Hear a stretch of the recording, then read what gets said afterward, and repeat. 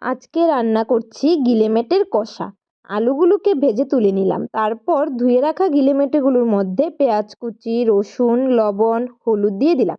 তারপর কড়াইতে একটু সর্ষের তেল দিয়ে দিলাম। তারপর মাখা রেখানো আরেকটু দিয়ে দিলাম। তারপর জিরে, ধনে, আদা, লঙ্কা সব বাটা মশলাগুলো দিয়ে দিলাম। ভালো করে মেখে নিলাম।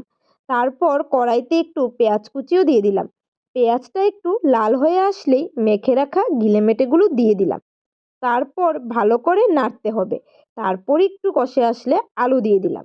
তারপর দেখো কিভাবে কষে কতটা তেলও বেরিয়েছে। তারপর টমেটোও দিয়ে দিলাম।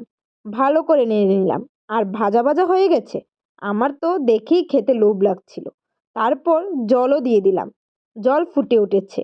তারপর জলটা আরও শুকিয়ে আসলে গরম মশলা দিয়ে দিলাম। রেডি হয়ে গেল গিলেমেটের কষা। জাস্ট অসাধারণ লাগে রুটির সাথে খেতে। তো চলো টাটা।